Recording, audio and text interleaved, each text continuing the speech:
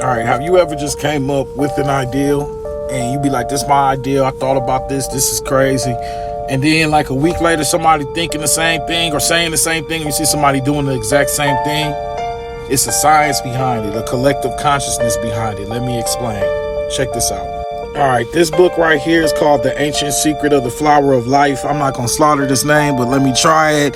Junajit Melchizedek or something like that, right? Okay, in this book,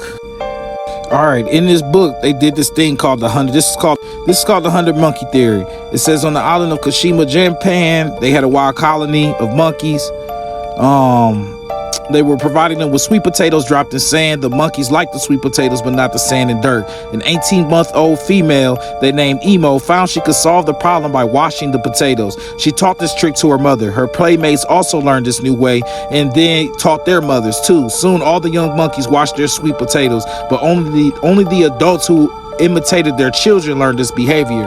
The scientists recorded these events between the years 1952 and 1958. Then suddenly, in the autumn of 1958, the few monkeys doing this on the island of Kashima reached a critical mass, which Dr. Watson arbitrarily placed at 100, and bingo, almost every monkey on the island started washing its potatoes without any further influence. It had happened only that one island.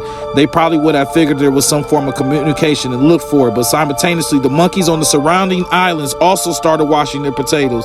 Even on the mainland of Japan in Tasayaki, the monkeys were washing their potatoes. There was no possible way these monkeys could have communicated by any way we know. It was the first time that scientists have ever observed anything like this. They postulated that there must have been some kind of morphogenetic structure or field that stretched across these islands through which the monkeys were able to communicate.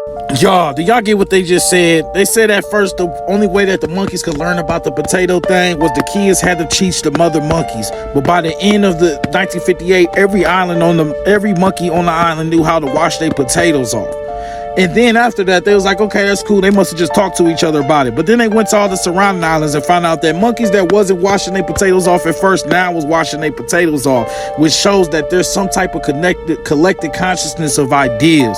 And that's why when you see dance crazes back in the 50s and 40s, when people had no contact with each other, you might see somebody do a dance over here called the Booga Wooga, and it looked exactly as the Ooga Looga in another area, because there's a collective consciousness amongst us all. So when you're thinking one ideal, it's not just coming to you, it's coming to the people that all are sensitive enough with the right antenna on to get those ideas. And that's what happened with this project on this island in Japan. They seen that the monkeys only emulated each other after they all got the same